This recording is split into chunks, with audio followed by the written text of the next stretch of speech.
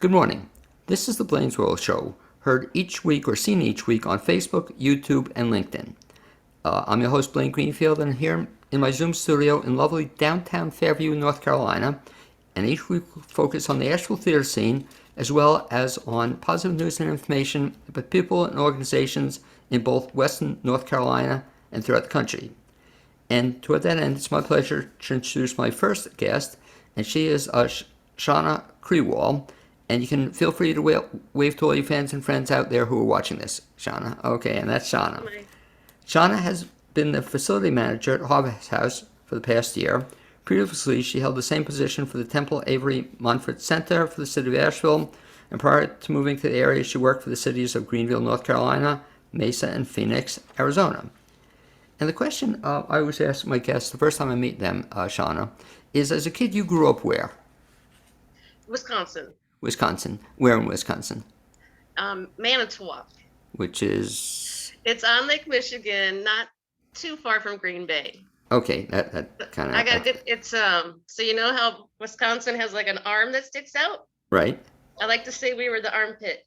That's Okay. where it's located. Nice way to remember it. And when you were a kid growing up in Wisconsin, did you always know you wanted to be in this kind of work? Yeah, it's kind of corny. It's true. I did. I started going to. I was a YMCA, what they would call a YMCA brat. Right. So I started going to the camps in the summertime, and then we started in. We called it junior high.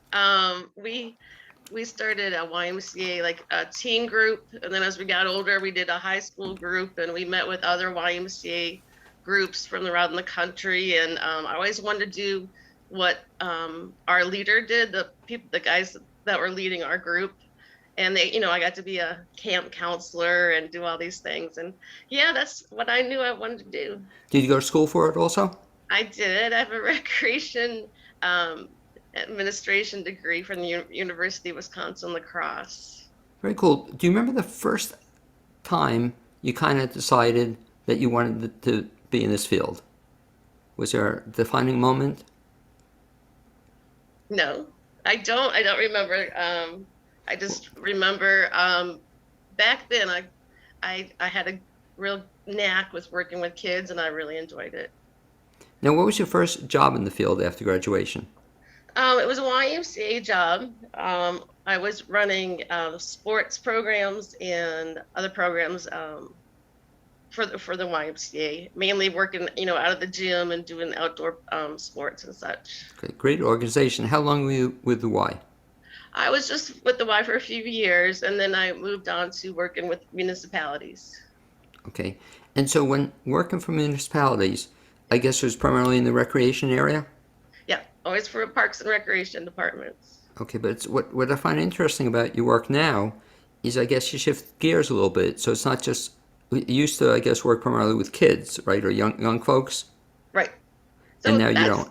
I think, a lot of times when you think of recreation as like a degree, you might have something in mind like sports or working with kids, but really it's a pretty wide field because I've been able to do, like I said, doing sports programs for kids, but also for adults, running rec centers, overseeing maybe aquatics. And so, I've got the opportunity about a year ago, there was an opening to oversee what we call the senior center. And I moved over to the Harvest House. And talk a little bit about then the Harvest House. First of all, where is it? It's on Kenilworth Road. It's 205 Kenilworth. So the Harvest House is, it's like a building that's 97 years old. And so it's one of those things that when you look at it, people kind of want to just drive past it, and it's not until they stop and they come in, they're like, wow, because it's really this great old building with these really beautiful wood floors. And there's, if I could just describe it physically, we've got card room, we've got like a multi-purpose room with the wood floor with dancing, and we have a billiards room, we have a weaving room, a clay studio, and a wood shop. And talk about who goes there then. So our main hours are Monday through Friday from 9 to 5. So most people who go there are retired. because those are the hours that we would affect most people. Well, it sounds pretty cool. It almost sounds like a clubhouse or a place to hang for folks. It is, but it's really active group. I think sometimes you get a picture in your head of when you think of a Right. senior center, and there are places like that. We're a real active group. Like I said, we we have like 6 different line dancing classes, all the way from beginner to advanced. And we have tap dancing, and we go on trips. It's just a lot going on. Now, in terms of folks going there, can anybody Mhm. go there, or do they have to live in a certain geographic area? It's open to the public, to anybody. Okay, so talk about that in terms of, first of all, ballpark, how many people use the center?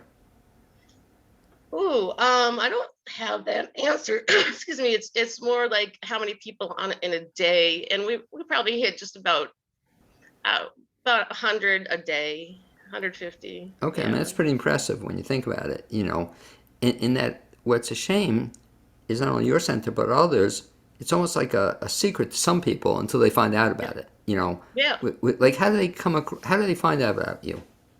Well, we're hoping that we're doing a good job of getting word out. The department has what they call a program guide. They put out several times a year, and we're in there. This department's also on Facebook and Twitter, and the city website, which is asheville.nc.gov, lists some of our programs and what we're doing as well. Now, how many other centers like yours are in Asheville? So we have several recreation centers that are different. Some have gymnasiums in them. We have one specifically for seniors that, actually one that specifically that serves meals and has activities. And we have two meal sites, and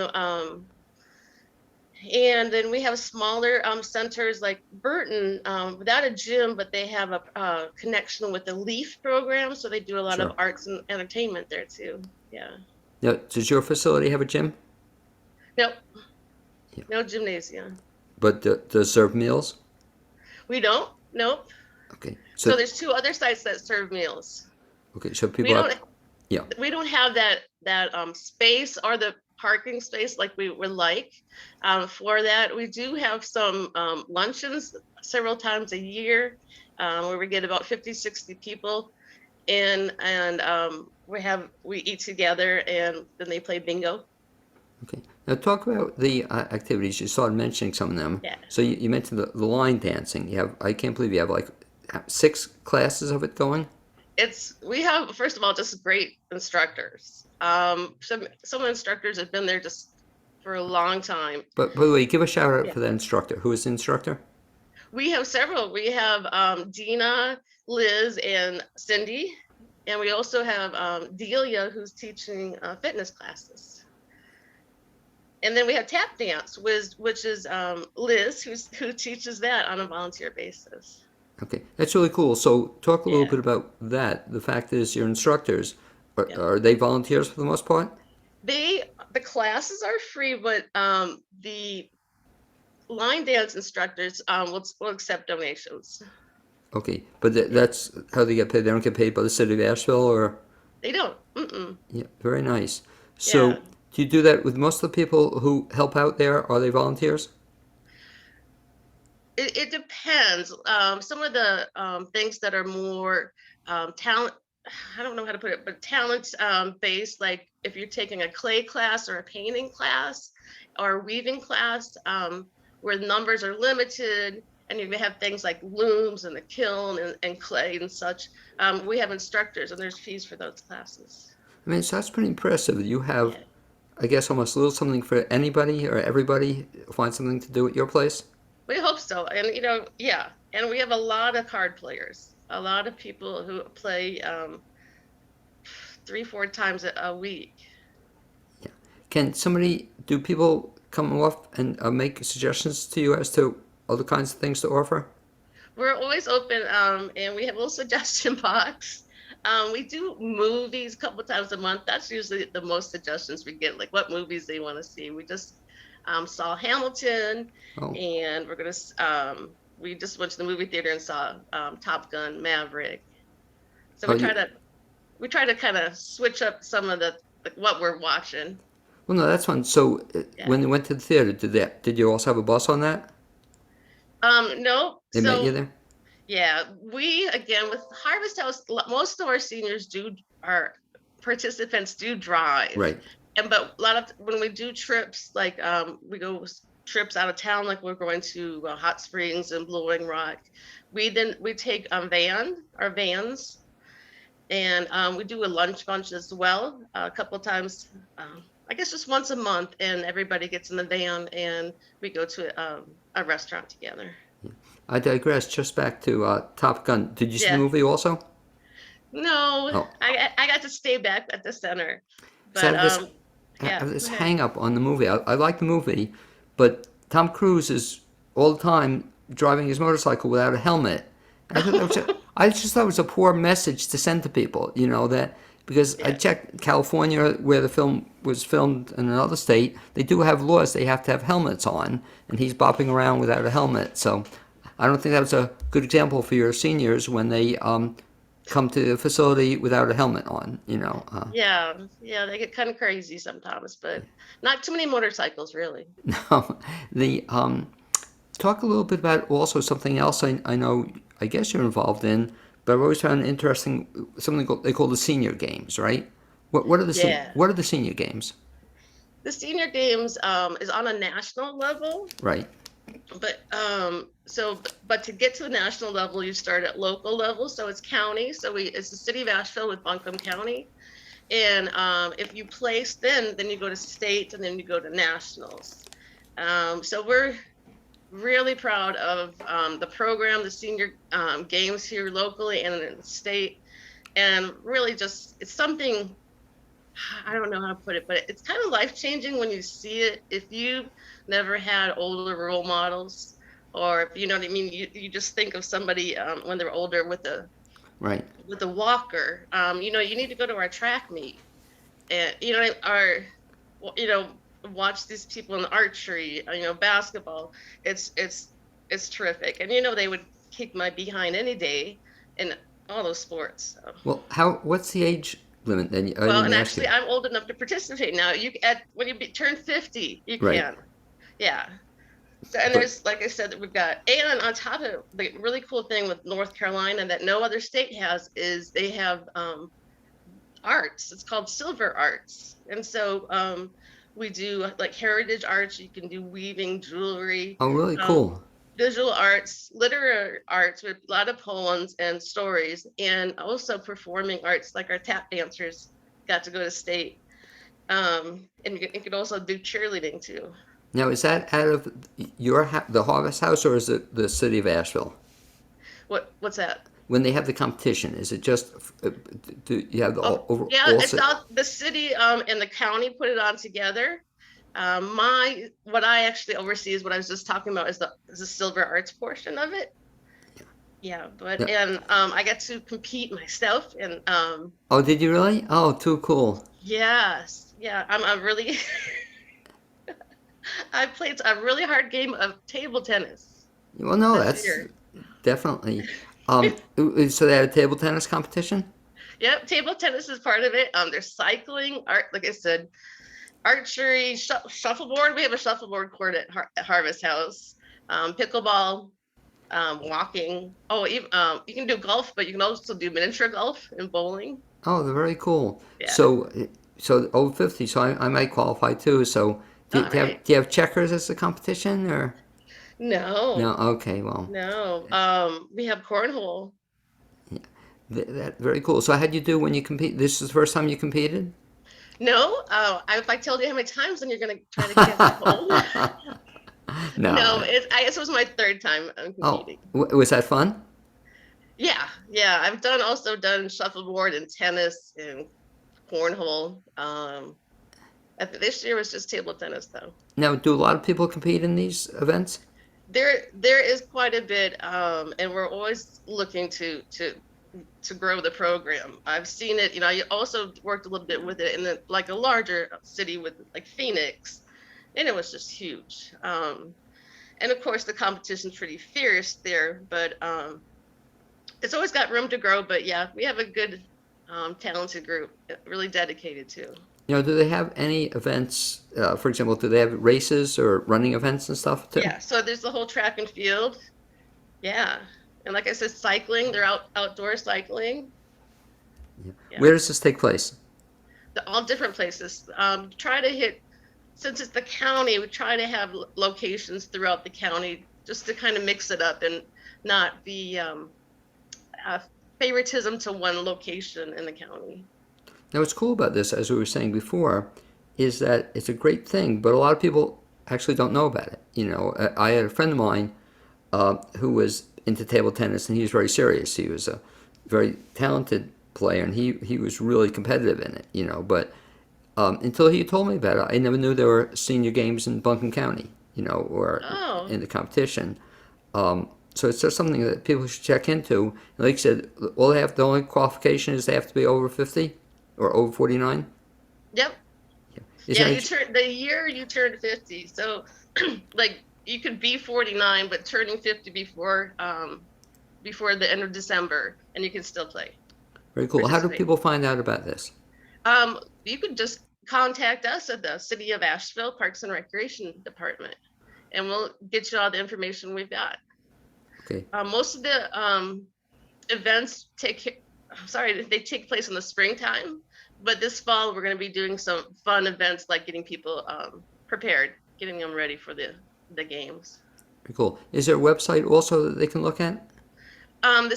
So there's a state senior games website. Oh, I have it right here. Great. You want? Let's see. You'd think I would. Or maybe just give me the Yeah, just sorry. give me the city website. People want to find out about. It's asheville.nc.gov, which is .gov. Right, and then they'll Yeah. look under for information about the programs. What would they look under? Under Parks and Recreation Okay, Department. just Parks and Recreation. Yeah. But it's interesting you said that, as you mentioned when you first got involved in it. People oftentimes think about Parks and Recreation, oftentimes for kids or young kids or families. But this is really cool that if you're over 50, you should check into Parks and Recreation. And how many, aside from you again, you said there are several other centers throughout the city? There's one other center downtown. It's called Senior Operations Senior Opportunity Center. I always call it Right, operations. yeah. And that's specifically for seniors, and that's during the weekdays, and they have the lunch service. A lot of people at that center are either live close to it or take a lot of this nice transportation, like mountain mobility and such over there. It seems like it's just a little different group at Harvest House where most of them are still driving, and some of them live in the Kenilworth neighborhood, and some live, Weaverville, Candler. Sorry. Now, is there any fee for using any of these programs aside from the special classes you had mentioned? No, I think people always want to know because they think of them something like we were saying the YMCA where you Right. have to be a member to come in. That doesn't exist. Everybody's welcome to come in the door. So if somebody wants to come in the door and Yeah. they've never been there before, they just walk in and you'll Yeah. greet them?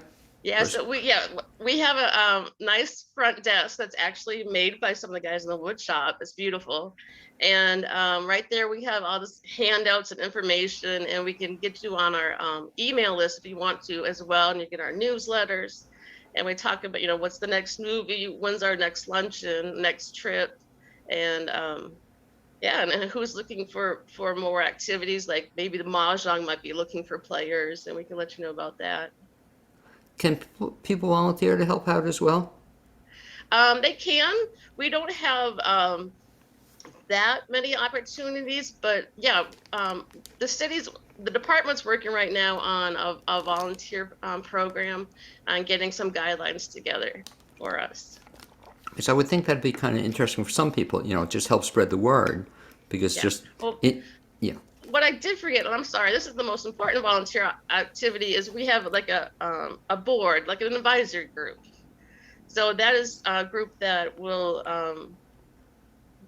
give us some direction or help us like with some of those really big luncheons, help, throw those or bingos and things like that. And they do a terrific job. Do you come in constantly, I guess, with new things you're coming up with? People can suggest or get For involved in? sure. And then on top of it, there's things, outside of this harvest house that we have that aren't center related that, or open to adults, but a lot of times, active adults will come, like maybe somebody's not happy or not comfortable right now with COVID. And so we have some what we call picnics in the park where we're providing games and food. We'll have special events sometimes on Saturdays, like a big dance with a DJ, and things like that. One of the things I like about what you're saying there is when you have these activities, are these sometimes at least in the day, or do you have any night activities? We do when it comes to winter. Honestly, I will try to aim towards getting everybody home before dark. Well, it's funny because you say not only in terms of in the winter, but even in the Yeah. summer. I find as I get older, I Yeah. like earlier and shorter. You laugh, but I love movies in the day. I love doing things in the day. So it's kind of nice if I could do something and come to the center and just hang out. Do people? Some people spend, I guess, a good amount of time there. They Yeah. go they bring their lunch and spend the whole day there. Some people will spend at least half a day there. Especially the card players. When they play, they sit down and they play. And sometimes like they'll bring a lunch and take a lunch break and then play again. And you mentioned in terms of card playing, they play all kinds of card games, or are there any specialties? It's not that many different card games at Harvest House, anyways. We have bridge, canasta, and then all different kinds of pinochle. Pinocchle's huge, and of course we have other games like mahjong, like I said, and Mexican train dominoes. And we've had some people playing Scrabble. But I think the nice thing is that I think it might be intimidating to say, I don't know how to play pinochle. I was just going to say that, yeah. And there's people playing it, but they know everybody's been new at one point. So they will take time and they'll teach you how to play, and you can sit and watch for a session, and then you can join in. What about your center? Do you have pickleball? No, because we don't have a gymnasium. Gotcha. Yeah. Or But even pickleball is a great sport, and is what I love. I think people initially thought of it as just a senior sport, but when I go out, because I play tennis, when I get out on the courts, I'm seeing a lot of younger people out there with that too. really pickleball? Yeah. Yeah. Have you And tried that one? I've seen it. I've never played it. Okay. It's too strenuous for me. It's less strenuous than tennis. Which is good. But I'd hate to get on the court and deal with a ringer like you. This competitive athlete who competes in these senior games, and It's true. There's some real talent out there. So you got to find the people who aren't so serious when you want to learn to play pickleball. Well, it's funny you say that because I imagine, as you said, there are different levels of competition. There's different levels of interest. In other words, I'm not a very competitive person. I just like I have the wrong. You said not at your place, but at other centers or in other facilities they play tennis, right? Or they have in the senior games there are tennis events. Yeah. Mm-hmm. But my attitude was always terrible because I just thought it was nice to be outside and hit the ball back and forth and have a nice time. But other people, they just want to, win the game. Or in Right. pickleball, same thing too, I guess.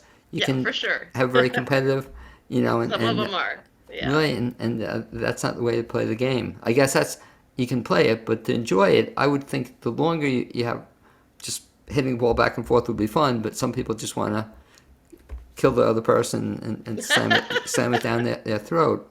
What about in terms of coming at the center? So if you've never been there and don't know anything, should they make an appointment or just walk in? Are you there all the time? We have a staff person there at all times. So either way, I think if you do want to sit down and talk with someone, an appointment's always good. That way you can make sure like I'm not in a meeting or something like that. but walking in the door, we should always have somebody at the front desk there to greet you and to help you out. But I, always call too. If you have any questions, we're there and we're answering the phone. So, in fact, our number is Please. 828-350-2051. And I'm going to ask you that again. I'll ask you to do it slower. So Okay. this number for the Harvest House. Right. And Yeah. let me just check with you. So you can live anywhere in the city of Asheville, and you don't have to be near the Harvest House. You can just get there, and you come. And the number again is what? It's 828-350-2051. Okay, you want to find out more. And also, you mentioned again, if you would please, the website. It's asheville.nc.gov. Okay, and and then they'll go to information. Will it say Harvest House, or does it say Parks and Recreation? It's Asheville Parks and Recreation Department. Okay, and so let me ask you this: in terms of a takeaway that you want people to remember about the Harvest House, what do you want them to know about it? Um, I think I think it's going to surprise you. Again, we'll get neighbors who said, I've lived here in the Kenilworth neighborhood for 10 years and I've never come in. And I don't know why, because now that I'm in here, this place is great. And I can't believe all this time I haven't seen, what you guys have, how lovely the building is and what's all the activities going on. And isn't that cool just to, first of all, not only find that out, but then to actually start participating in some of the activities? What about one other thing, too, that people I know are concerned about, Shana, but if they're by themselves now, so you have some couples Right. still, but you have a lot of, people who aren't with another person. Is it easy for them to fit in, or is it easy to meet people? Yeah, I think how it happens. A lot of our people were married at one time, but have lost a spouse. And so we're all in different situations there with but it's not clicky. And they're really excited about bringing new people in. I think it's always been a welcoming environment. That's pretty exciting, I guess, for some people, especially like you said, if they lost a spouse or significant other, to get out and do something. And this would just be a very positive way to do it. Yeah, if you can just make that first step, because I don't know about everybody else, but sometimes going into a strange place with strange people, that first step is the hardest part. Okay. And what we're encouraging them to do is, especially if they're in the neighborhood, and again, the street address is what? It's 205 Kenilworth Road. Okay. In Asheville, and you can Yeah. look for Shana Kriewall, who is the facility manager, or anybody else at the front desk. And I have to say, I'm really impressed because, again, I'm guilty of it also. I never heard of Harvest House, Well, we look forward to having you come by and visit. Well, yeah, and like I said, I just make it over 50, so I just, do I have to bring my identification, or you'll take my word? Yeah, we'll take your word. Okay, I don't have to show ID and You can if you want, though. Okay, Yes. great. Anyway, Shannon, I'd like to thank you for being my guest this first half hour on the BLAINESWORLD show, and I look forward to, at some point in time, actually coming to Harvest House. And it's just like you said, I can envision where it is, but I've never been in it, and so that's Right. probably a lot of people. It's the first step. Are you there now, by the way? Nope. We Oh. close. Our hours are mainly 9 to 5, Monday through Friday. Okay, so I'll make a mental note to get my body over to the Harvest House and hopefully meet you in person in the future. Thanks, Shana, very much. Thanks for having me. Okay, Good and night. as Shana works her way out of her Zoom studio, if I can figure this out, we'll bring in the next guest, and if he's listening with me, perfect timing, Thomas. And just before I introduce you, I'd like to mention that you folks are watching the BLAINESWORLD show, and we're heard every week here on Facebook, LinkedIn, YouTube. We're going to eventually have a podcast, and it's my pleasure now to introduce my second guest today, and he is Thomas Calder, and he's managing editor of Mountain Express. And Thomas, you can wave to all your fans and friends who are watching. Okay, and that's Thomas Calder, managing editor of Mountain Express, and my favorite, I guess, weekly publication in the Asheville area. So I never miss a issue. He's also author, and we'll talk a little bit about this, of his first book, its first published book. Is that correct? Yeah, yeah, Okay. The Wind Under the Door, a work of literary fiction, and that was published by, I love the title, Unsolicited Press. I love yeah, that. Great, yeah. great title for a publishing house. And you mentioned, was that the first, you'd written other books, but this is the first one that was published? Yeah, I've been writing, I guess pretty much since like like senior year of high school. I tried to write a bunch of bad rip-offs of Catch 22 when I first started out, and then still love Joseph Heller, but my style kind of went elsewhere after a while. But yeah, I spent many years writing some books that uh, deservedly so did not make it to print. So So, but you have them somewhere? yeah, there's some. I'm sure there's some. They are somewhere. I don't know where they are. Well, of course, the beauty of now the fact that you can self-publish them at a very reasonable price. It used to be, remember, maybe even before your time, but it was Vanity Press, and you have to pay through your teeth to get a book published. Now you can do it, so you now have a source for your next, 17 books Yeah, here. I wouldn't want to put anyone through those books. Well, let me ask you, Thomas, you grew up where as a kid? I grew up in Fort Lauderdale. My parents are originally from Asheville. Well, my dad is. My mom came up here in the early '60s. So I had family up here. I was up here a bunch, but they moved down to South Florida in the late '70s. Now, when you were a kid growing up in Florida, did you always know you wanted to be a writer?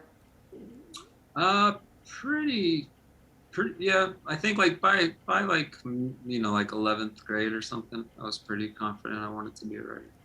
What was the first thing you ever wrote that was published? Oh gosh. Like, did you write for a high school paper? I actually did not write for the high school paper, but I was in the I was in the creative writing class. So I actually managed the I think it was like the when I was in 10th or 11th grade, the annual literary journal. So I guess that was my first, and then I won some sort of prize in the 11th grade, and a lot of people didn't know I wrote. And my AP English teacher was like, "Can you believe this guy won?" Because I guess I was kind of the goofball. So yeah. Not dissimilar to my experience. It's a similar kind of thing in writing. Do you remember the very first time you ever got paid to write something? Um, it was the prize. I mean, I wasn't paid for it, but I won Right. the prize in high school. But then like to start I started freelancing in like 2015. And yeah, it was so I was later because I was in grad school, and I guess I might have gotten paid for a couple of things there, but nothing.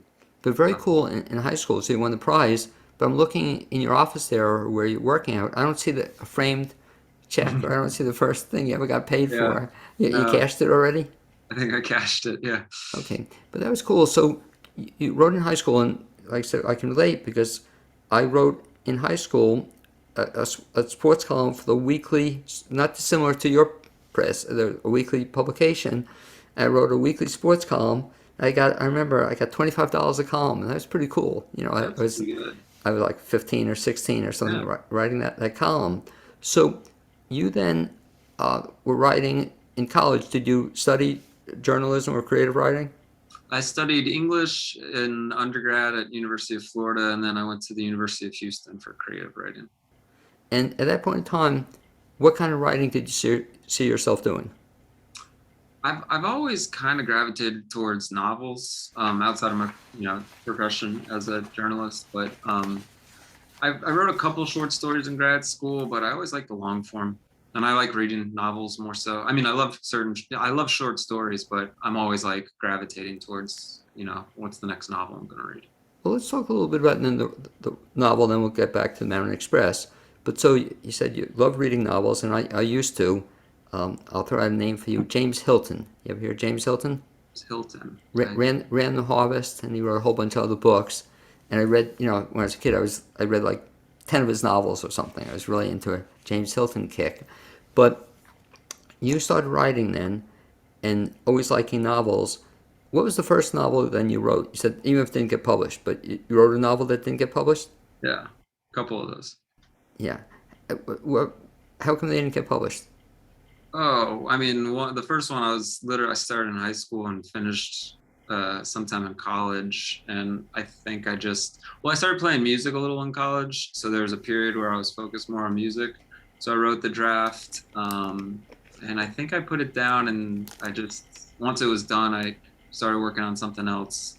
And I mean, I certainly shopped around some of the other novels that I wrote, but I think the first two were just, I mean, it takes a while to figure out the craft. And then the third one, which was my MFA thesis, it got some interest from agents, but ultimately that one I still have laying around where I know where it is. And like, if I ever did want to come back to it, I might, but I'm actually I've been working on a new novel. So I don't think I'm going to go back to that one. It's a weird process where like just after a while, you're like, all right, that's done for now. Well, I was going to ask you in terms of the process of writing is, I'm always fascinated to speak to different people who do it. Is this something you do every morning? You get up at 7 o'clock in the morning or 6 o'clock in the morning and write for 2 hours? How do you do it? I write at night and I drink coffee at night. And I usually write for it depends where I'm at in the process, but when I'm writing, it's like an hour and a half to 2. And then if I'm like going through revisions and stuff, it might be a little less. And then there might be some nights where I just lose track of time. And That's pretty cool. So you wrote your first book, or the one that got published, and then after that got published, you're you're writing your next one as we speak? Yeah, so it's interesting when the Wind Under the Door got picked up, I'd been pitching it for a while, and I actually forgot I submitted it to Unsolicited Press. So I had kind of put it down to start work. Like I'd gone through a long, like 6 to 8 month process, and I was like, all right, well, I'll come back to this for now. I mean, part of it is I just like writing. So I'm like, I got this other thing I want to do. So I started writing it, and I was about 15,000 words in when Unsolicited picked up the novel. So then I had to put that one on the back burner. So then as I was working on revisions and editing for The Wind Under the Door, the characters from the other book I'm working on now were just kind of like sitting there, and it took 2 more years to get back to them. So then it was like this really weird experience where I'd never spent that much time apart from characters that I knew, that I had an idea of. And then, I finally got back to them. Where do you get your ideas for your stories? I think, man, I don't, well, the one I'm working on now was originally based on a historical event in Asheville. And I thought I was going to write a work of historical fiction. And it turns out I really prefer just fiction. And I was trying to work it within the frame of this narrative, but then I was like, you know what, I'm more interested in this over here, so I'm just going to follow that character. And then it kind of like materialized. I think there's certain like themes I'm really interested in. I'm interested in like death a lot. I'm interested in like parental and like the father-son dynamic, the father-daughter dynamic. And then I like just like I have a dark sense of humor, so anything that kind of just piques my interest that's a little strange, a little off. I'm like, I think I'll like The Wind Under the Door started as a short story that has nothing to do with what the novel turned into. But I used to work at a used car lot, and every day the mailman would come in, and every day the who we assumed was the mailman's wife would pull up, and she would just sit out there parked watching him come in and out of the shop, and then she'd follow his truck. And I was like, what? And everyone I worked with was like, yeah, we don't know why she does it. She does it every day. I wrote a short story in grad school about that. And then that kind of obsessive like characteristic took on its own life that had nothing to do with a mailman and his wife, and it became The Wind Under the Door. But like that's what kind of started it. And there's no mailman and there's no mailman's wife in the novel, but that got it wrong. Do you put yourself in any of your books? I think I definitely put like experiences I've had, but they go through such a filter that I don't ever look at it like, oh, that's me. It's like, oh, that little thing right there was me. But then that little thing right there might be my buddy, and that little thing right there might be a stranger I saw at a bus stop. Like you kind of just I always say like every character I write has probably like 6 different people I know, like built into them. Because somebody once told me you should never get on the bad side of a novelist, or especially a mystery writer. Because no, it's true. A friend of mine, what he would do is anybody pissed him off, he would kill him. in the book. So he'd change their name or something, but you knew it was the person. And so that's just, I better stay on your good side, if I Well, don't that's want what was so interesting with like Thomas Wolfe, because he obviously was pulling a lot from his personal life. Right. And then what fascinates me about him psychologically and the people he was around, like when he came back to Asheville, like everyone was kind of curious and almost maybe hopeful that they would get in the next novel. So I do imagine like for him, it was like kind of like the modern day like celebrity, like are they just around me because they want something? Or they want to be immortalized through my fiction. Well, I could see, by the way, that's how we get your next book published, that will offer people the same opportunity. I can put you in my book, but you got to pay so much money. You want a big part, or you want to be the hero. Yeah. What role do you want? But that'd be, I've never heard of that done, but that'd be an interesting way for somebody to get self-published. It would be. Well, you get pitched as a writer. Like people want you to write their life stories, and some life stories are very interesting. But I just find I'm always like when people I know have pitched me, they're like, write my story. I end up asking them more questions about like their inner thoughts, or they're like, that's not the interesting part. And I'm like, actually, that's really pretty fascinating. Like, why did you think that particular idea? Have you, aside from the paper, which we'll come to in a second, but have you ever done that for anybody, written their story? No, I have not, but I have had a few friends and family bring it up, and maybe one day I will. There's certainly certain like musicians I'd really be interested in, kind of from like the punk scene. I grew up listening to like the Rancids and stuff. I would love to write Tim Armstrong's biography or autobiography. It's funny, my dad was almost sort of the opposite, that he was a very good writer, but he wrote very little, and I'd always ask him to write more, and he didn't want to offend anybody. He didn't want to offend my mother, or he didn't want to put down his thoughts, that might have upset anybody, so he just never wrote them down, because I guess, if you write, it's just like with your paper, if you give them good press, they're happy, but if not such good press, they're not quite as happy. Yeah. And no matter what, people will always see them, like if you write fiction, people will always see themselves in there. So like my dad was terrified because one of the blurbs on my book was about like fathers damaging sons and sons damaging fathers. He's like, oh my gosh, is that about me? And I was like, no, man, you're a great dad. Like I have one of the best dads in the world. Like I'm just interested in like that dynamic for whatever reason. So like, don't beat yourself up. Don't sweat it. Is your dad still around? Is your dad still around? He is still around. Yeah. Okay, so if he's watching this, you don't have to worry. It's going to be only good things with saying about you. You're a good dad. Don't worry. No, but that's so true, though. I love it that people are worried about what you're going to say or write about them. It's like same thing, and we'll segue into your work with the paper, that people do worry about what you write about them. And do you get this often in the paper where people want to see the article before you print it? Yeah, we get that from time to time, and our standard is, like if you want to review the quotes we use right from you, you can review those, but they're going to be pulled out. It's just going to be that quote, and that's all we're going to offer, and we don't share things pre-published. It's interesting. Just the other day, I'm doing different shows for about 15 years for a couple of different stations, and just the other day, somebody asked, they wanted to review this show, before I ran it, and I said, hey, look, President Biden, President Trump don't get to review what they say. Right. I'm not going to do it. But she was really serious. She wanted me to watch the whole show and then I guess write to edit it or something. It's just not going to happen. But it's interesting with the paper. I didn't realize that if they ask to see their quotes, you'll share them. Yeah, we don't encourage it. I was going to say we certainly don't encourage it, and it's just because I think people. I mean, I don't want to say everybody, but like I think some folks think like there's, like that it's that it's somehow their story, but it's really like we're interpreting the news based on multiple sources and multiple voices, and it's not an individual story that we're telling. It's not your story, and we're certainly not your PR.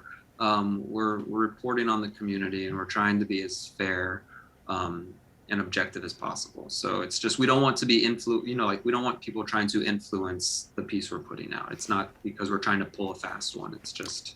And I think to your credit or the paper's credit, I mean, I think you really do a pretty damn good job of it. I have a couple things off the air I may tell you about that, could be different, but everybody, I don't run the paper. You run the paper. How do you get to be managing editor?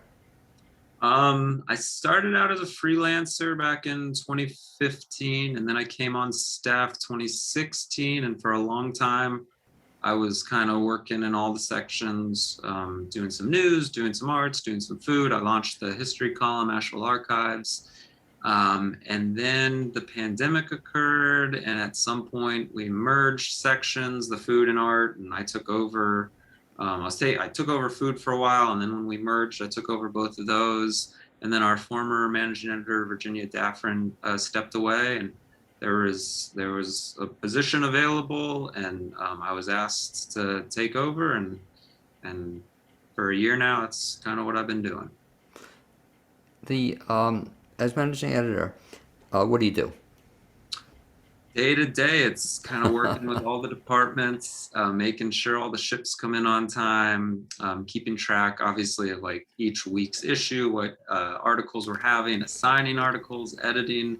I'm editing the arts and culture section. Daniel Walton edits the news, and just making sure that we've got basically everything you need, from photos, photo permission, all the stories are coming in, all the freelancers know their deadlines, all the staff writers have their stories in, working with design, coming up with covers, talking to sales about, the size of the paper that week, and then just, running the weekly meetings, meeting with staff, and then putting out fires where they may show up from time to time. Talk about the Mountain Express with respect to, you mentioned the pandemic, and to your credit, I think, at least to me, it seems like you made kind of a nice comeback, or I'm feeling a difference over the last couple of months almost. It seems, I don't know, is it me, or it seems to become more robust. It's becoming more vibrant than it did during the pandemic. Is that just my perception, or do you feel a change? It's definitely grown a bit. We're kind of at a steady 40 page of late. It's certainly shrank down during the pandemic because ad sales dropped off. And then also, as a paper reporting on the community, when everything's locked down, the arts and culture section doesn't have much. Well, that's true. Yeah. Yeah. So, but yeah, it has been filling back up, which is good to see. And bringing on new freelancers, which is nice. We've got a good set group of staff reporters that are really strong and have different areas of interest and passions that are fun. To the credit of our publisher, Jeff Phobes, like, one of the things I love about the paper is just he really lets the writers kind of pursue their passions, which is how, like, I got to launch a history column, and I get to speak with authors.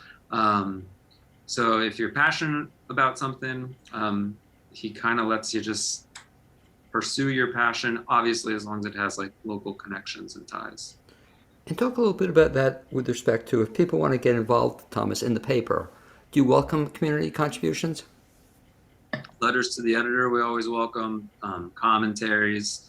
We also have, obviously, like the commenting sections at the bottom of every article. If you have news pitches that you want to throw to us, you can email us at news@mountainx.com. We're always interested. We also, obviously, our freelancers are members of the community. So if you're interested in writing for the paper, we always welcome people to submit writing samples. So there's a lot of ways to get involved as members of the community to contribute to the paper. And then obviously local businesses taking out ads and promoting in the paper. Talk about what you just said in terms of making pitches to the paper, and the fact that part of the problem, I guess, is that everybody always thinks their story is the biggest story, since it serves page 3 coverage or, whatever, but not every story is all that big. How do you make that determination as to what to give weight to? Yeah, it's kind of like, as a paper, excuse me, our focus is always like trend and broader pieces opposed to just like a single focus, especially in news. And yeah, so if it's very specific, which sometimes it is, when people pitch things, we might say, hey, that might be a letter to the editor. Maybe, see if you want to write it up as that. And then a lot of times I think people will lump us into just any other news, and we really are so locally focused. So like if you're pitching stories that don't pertain to Western North Carolina, Asheville, Buncombe County, and the surrounding counties, there's a good chance. I mean, there's not a good chance. It doesn't fit what we do, which is we're a local community paper.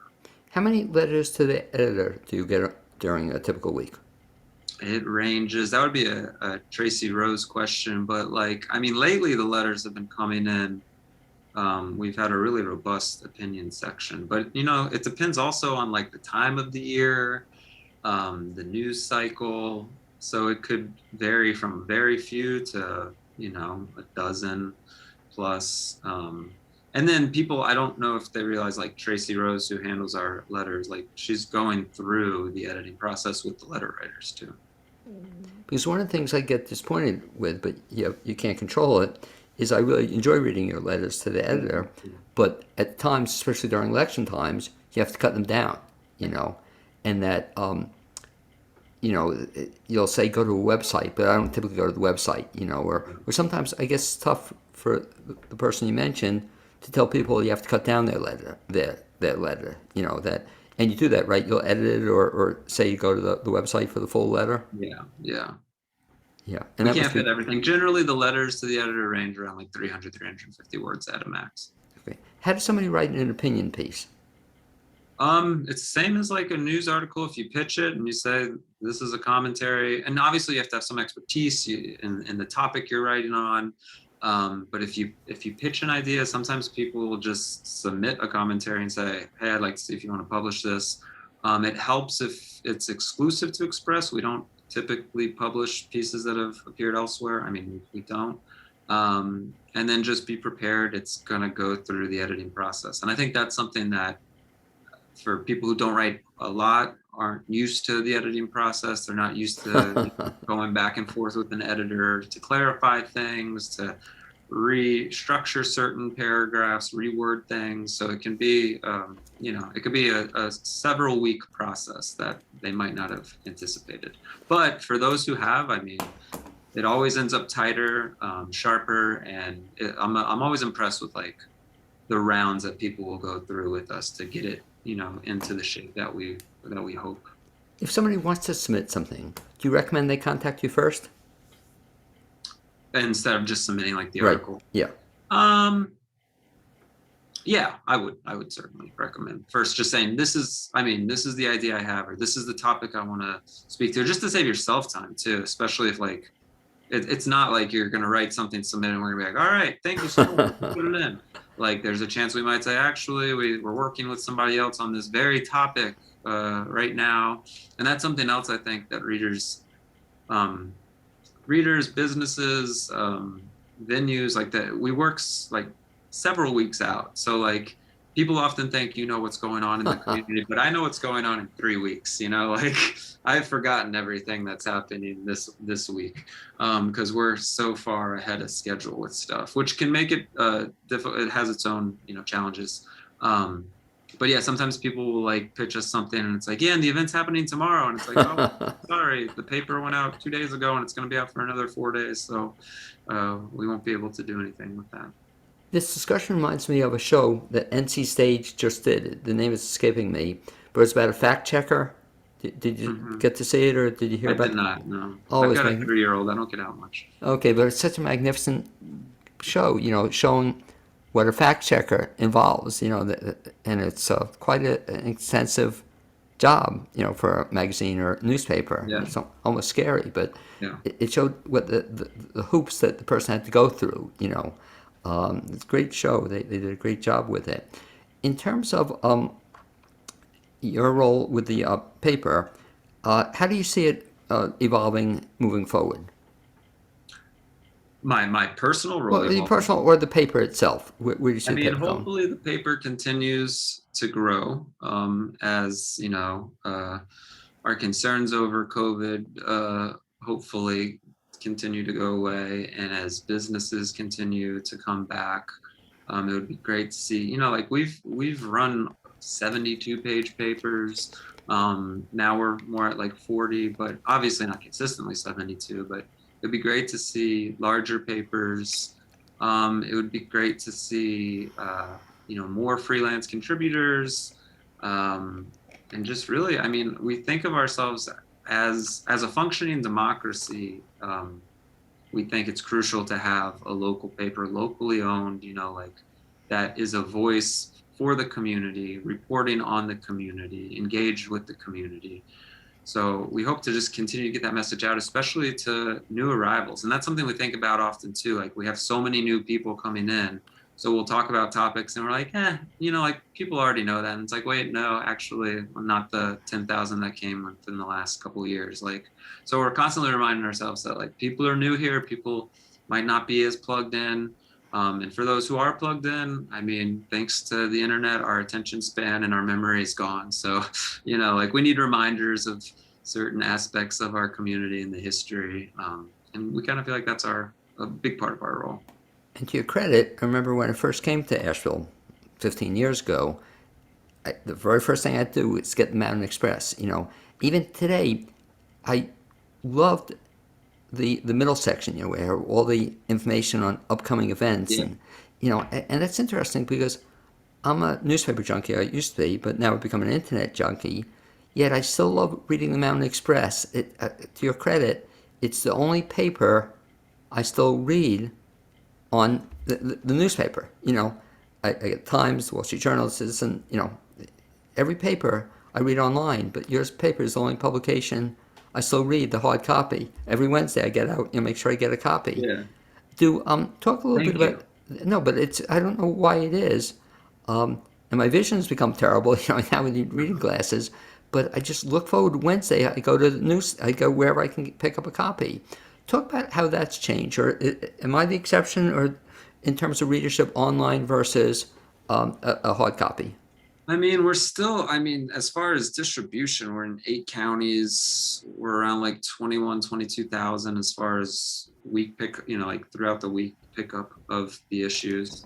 So we do still have a strong print audience. I mean, I think we consider ourselves that is our work, the print. The online, I understand more people prefer reading online, but I think there's just something like as an online reader myself, like I feel like I'm more distracted when I read online, and Sure. I'm more inclined to jump around. And there is something nice about just like sitting with a copy of the weekly paper and like going through it, maybe not in a single like sitting, but like just having like that body of information and knowing like, all right, these are important things that are happening in my community this week. And there's other things in the world, there's other things in Western North Carolina, but like these are some things that a group of people in my community feel strongly about. And just being plugged in that way. And there's something about like feeling, you just feel more connected to the community. And there's that chance for a dialogue with people about things within your own backyard, outside of the, like beyond the national conversations that we can argue about forever. That's why you say that, Thomas, because that's kind of me. In other words, I become completely online, everything I read. But don't ask me why, but your paper is the only one I still read every Wednesday. I make it a point to get out Wednesday. If not, I'll get there Thursday. And I like reading it, Yeah. It's just funny. But maybe ever since I've come to Asheville. If folks want to get more information about the Mountain Express, let's talk about a couple of ways. One, so they can pick up a copy. Where do they pick up a copy, and when do they pick up the copy? Yeah, so the purple boxes are all over town, and Ingalls. If you're downtown, we've got the purple box locations seemingly everywhere around. And then we're out in, again, 7 other counties. Ingalls is the big spot for a lot of people picking them up. And then you could also find the articles themselves come out throughout the week on mountainx.com. We kind of schedule them to scatter throughout the week. So if you wanted the full issue, it comes out downtown, it's usually out by Tuesday, everywhere else Wednesday. And online, can you get the whole issue or just parts of it? You can get the whole issue through a PDF. We do upload a PDF version online. Okay. And another question I always wanted to know, if you miss an issue, or when's the publisher this, can you get past issues, or can you see them online, or what? If I You can want to. see them online. We have them all stored online. And then if you really wanted something in print, we can send you out a copy. Okay. And the best way to get in touch, we'll talk about the two ways. So you mentioned online. The website again is what? MountainX.com. Mountain spelled out, the letter X.com. Okay. And if you want to get a copy, you'll find it around town. If you look, you'll find that purple box. Yeah, it's kind of hard to miss. And what's really cool about it, to your credit, is there aren't a lot of the papers when they came out. I couldn't believe it, 15 years ago, there were like, 12, 13 boxes. You see a lot less now. There are a lot less of those papers out there. So kudos to you for the paper, for persevering and still, being there. And like you said, I love the fact, like I said, the paper's become more robust, because I won't mention the other paper in town, but that has gone, just the opposite direction. It's like, I knew I had to stop reading it or get it at home when I give it a 12-page issue. It wasn't, Right. Very exciting. But anyway, thank you very much for being my guest this second half hour on the BLAINESWORLD Show, and hopefully someday I'll even get to meet you in person. Yeah, can I show with the audience real quick? I By the way, yeah, I want to show that. I want to go back to the book. My bad. So this was, what are we looking at? This is the first issue of it, the cover of the first issue of Xpress from August 10th, 1994. And what was the lead story there? That's the Truth or Dare, the Drug War's Costly Failure.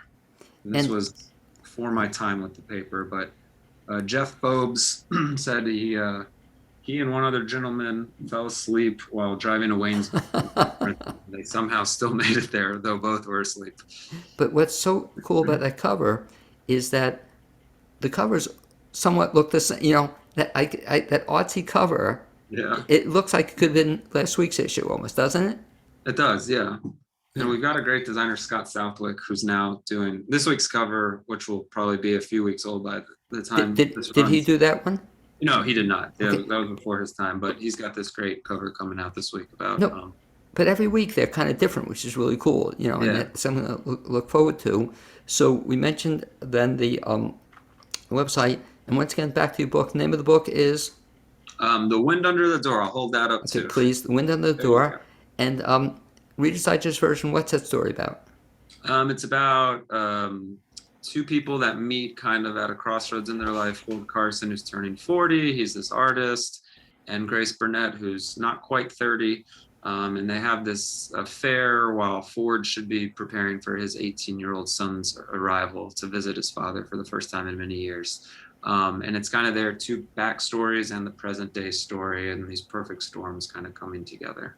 And if folks want to get that book, what's the best bet? You can get it at Malaprops. You can order it online if you really want to. Unsolicited Press also obviously ships the press itself. They're based in Portland, Oregon. But I always encourage people to shop local, so go to Malaprops. Okay. I'd like to thank you, Thomas Calder, for being my guest this second half hour on the BLAINESWORLD Show. Look forward to someday meeting you, and to have folks join us next Wednesday, same time, same place, on Facebook Live, LinkedIn, YouTube. You'll find us. Thanks, man. See ya. Thanks for having me.